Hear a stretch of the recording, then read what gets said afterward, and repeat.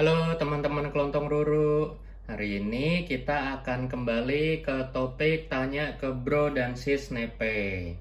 Nah, untuk kali ini seksinya kami akan menjawab pertanyaan yang dari YouTube ya. Yang pertama adalah dari akun Bacotin Ece. Wah, untung nggak dibacotin nih akunnya kelontong Ruru.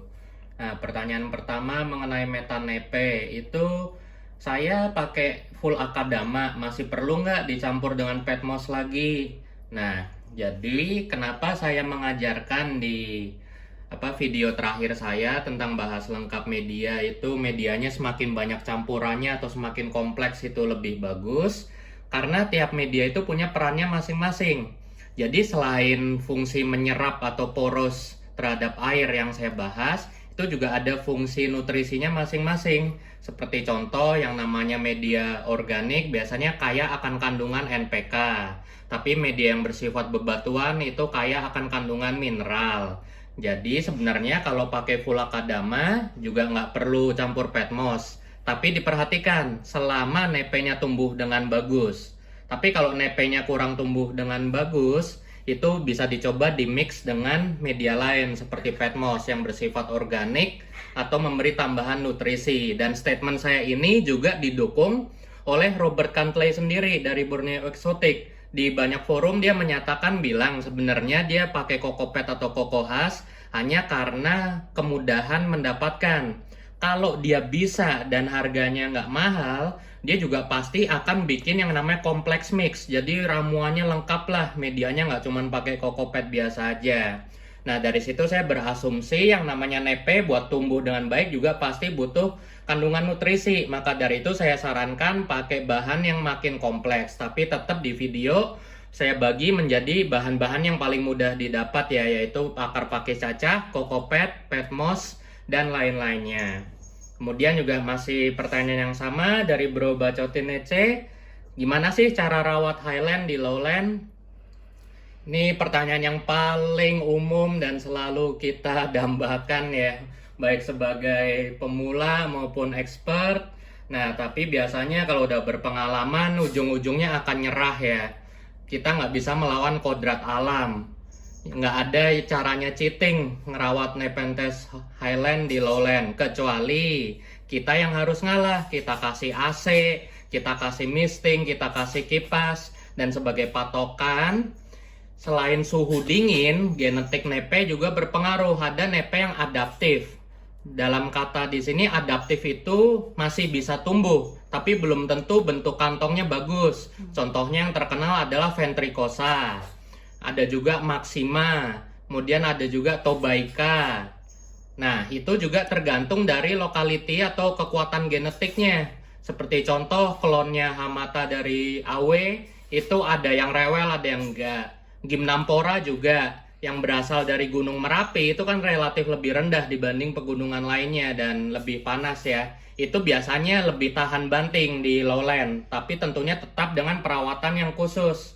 Jadi cara ngerawat HL di lowland itu sebenarnya kitanya yang harus ngalah. Kita harus akomodir semuanya. AC, misting, dan proper sistemnya. Kita yang sesuaikan ya dengan Betul. kondisi mereka. Kalau mau coba-coba tentu boleh. Tapi tentunya butuh biaya. Kita beli banyak nepe yang kita mau, kita piara aja dengan kondisi kita. Itu namanya maksa. Tapi tetap akan ada probabilitas nepe yang masih mau tumbuh dan hidup. Nah, itu namanya gimana ya, kita kan banyak keluar biaya jadinya ya, belum ruginya, jadi nggak rekomen sih. Dan kalau kita paksakan juga pasti nggak optimal ya. Betul. Pertumbuhannya. Jadi yang paling umum adalah di nepe-nepe adaptif yang udah saya sebutkan tadi, itu rata-rata kantongnya ngecil. Tanamannya sih tetap tumbuh dengan bagus, tapi kantongnya nggak optimal. Nah, terus ada juga sebuah pakem ya. Ini sebuah pakem kalau di kalangan saya dan teman-teman saya yang benar-benar udah bikin proper greenhouse. Jadi biasanya contoh dibagi 3, nepe lowland, intermediate, dan HL. Sebuah nepe akan bisa dirawat dengan sesuai pakem turunin 1 level. Jadi kalau di ultra highland turunin ke highland masih bisa. Dari nepe highland turunin ke intermediate masih bisa. Nepe intermediate turunin ke lowland masih bisa. Tapi kalau dari ultra highland langsung jeblokin ke ultra lowland, apalagi di perkotaan, udah pasti nggak bisa kalau kita nggak sediain alat-alat yang proper. Oke, selanjutnya dari akun Bang Raul. Horas, Bang. Nah, pertanyaan Bang Raul, pakisnya itu numbuh sendiri atau ditanam tentang simbiosis akar pakis? Kemudian cara nambahin patogen baik ke metan gimana? Jadi pakisnya ini semuanya tumbuh liar. Kenapa tumbuh liar? Karena kelontong ruru banyak pakai media peat moss atau sphagnum moss atau pakis andam. Dan sesuai namanya, di habitat aslinya peat moss itu kan hasil dari pembusukannya sphagnum moss atau lumut-lumut atau organisme lain ya. Dan di situ udah pasti yang tumbuh pakis. Jadi pakisnya itu media tersebut, peat moss-nya itu masih nyimpen spora. Nah, sporanya itu bisa ceprot sendiri karena memang bawaan dari habitatnya. Kemudian apalagi pakis andam. Pakis andam itu kan memang dari bangkainya pakis hidup ya. Jadi udah pasti masih ada spora yang nempel. Ditambah lagi dari tanaman sekitarnya. Udah banyak pakis-pakis yang gede, terus aneh-aneh jenisnya itu sporanya juga sampai nyebar-nyebar. Jadi terbang-terbang nempel ke media tumbuh lagi. Nah, kemudian cara nambahin patogen baik ke metan gimana?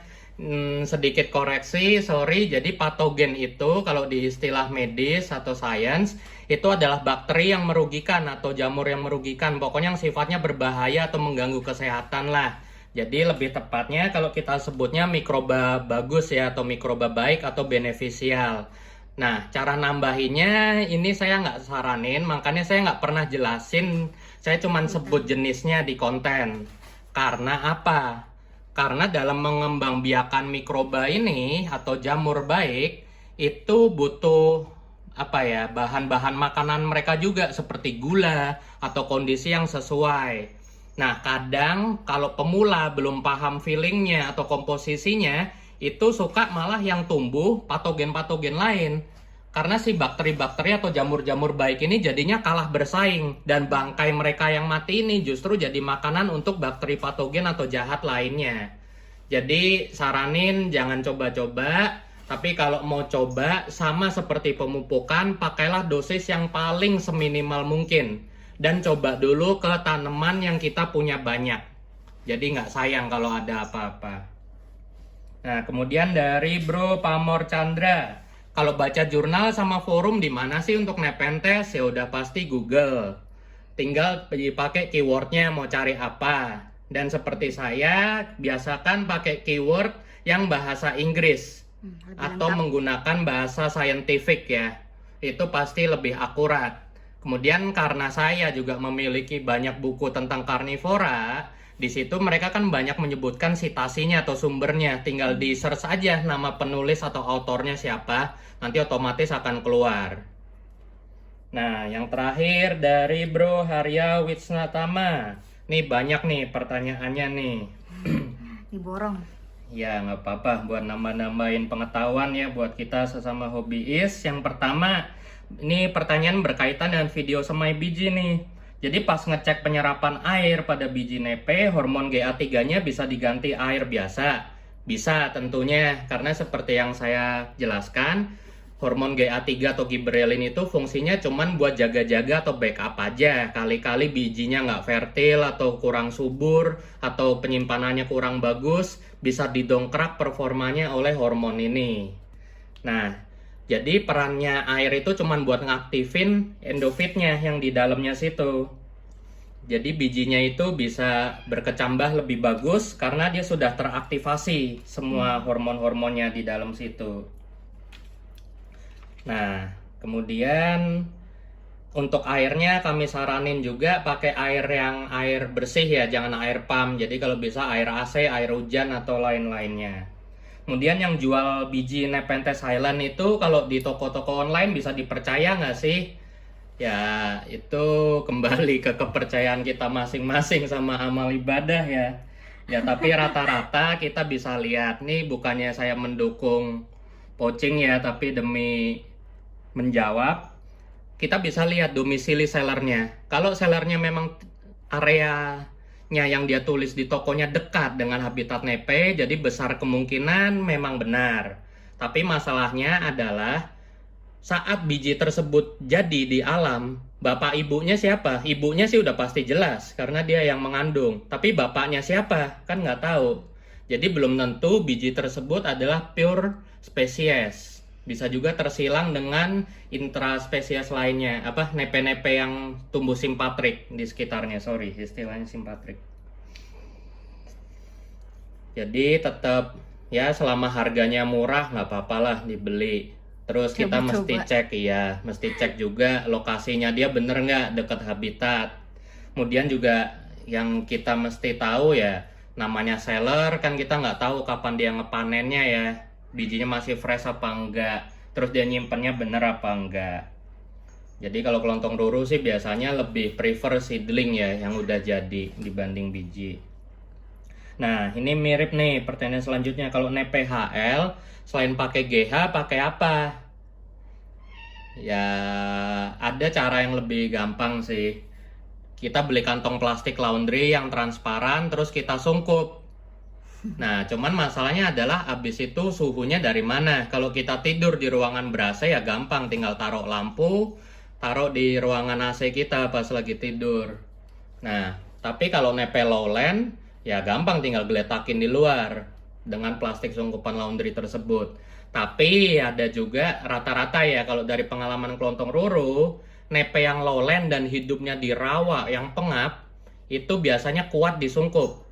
Tapi untuk nepe-nepe inter sampai highland, yang paling common contohnya adalah Maxima, kalau disungkup itu hasilnya biasanya jelek banget. Kecuali kita sungkup dalam kondisi yang ideal seperti di dalam lab. Kita sungkup pakai plastik atau kontainer, menggunakan lampu, dan menggunakan AC. Itulah kondisi lab. Makanya yang di tissue culture itu kan hitungannya tersungkup ya. Cuman kan dia bedanya juga pakai agar, di agarnya ada nutrisi sama hormon, ruangannya juga banyak kan ber-AC, nggak panas banget. Ya intinya sebenarnya berarti tetap nggak bisa ya. Iya, kita harus Kita mengakomodir Oke. dengan GH, dengan perlengkapannya, dan sesuai dengan pakem yang saya jelaskan di tadi, jawaban saya yang pertama. Rata-rata nepe bisa diturunin levelnya umumnya 1. Memang ada yang lebih adaptif. Sebagai contoh, rata-rata Adriani itu kalau diturunin 1 level aja, itu masih bisa tumbuh bagus. Kemudian dia juga kalau kita kasih kelembapan dan angin yang stabil, jadi kondisinya nggak naik turun drastis, itu masih bisa adaptif. Ini di pengalaman GH teman saya di lowland, Nepenthes adriani. Cuman Adriani tumbuh bagus, Maxima WV juga tumbuh bagus di sana. Tapi dia benar-benar sirkulasi udaranya bagus dan mistingnya benar-benar sering nyala. Dan dia di lowland nggak pakai AC. Nah terus nepe yang gampang disemai, ini sebenarnya relatif ya. Kunci utama dari gampang nyemai nepe apa enggak, ini mirip dengan kasus hunter yang asal nyabut nepe, kemudian asal dipotting, tapi tetap ada yang masih hidup.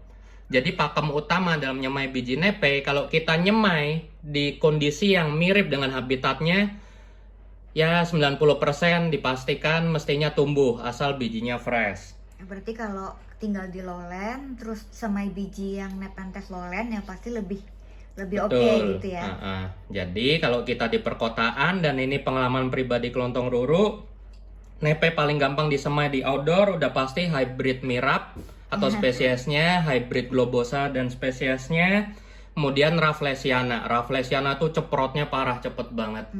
Nah, tapi kalau untuk udah melibatkan Maxima dan biasanya yang kami semai itu adalah hybrid Maxima ya, itu juga rata-rata banyak yang ceprot sih.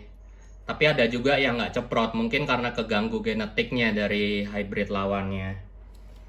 Nah, terus juga dalam kegampangan nyemai biji, tentunya dipengaruhi genetik sama cara kita atau sellernya nyimpen bijinya, fresh apa enggak, bagus apa enggak.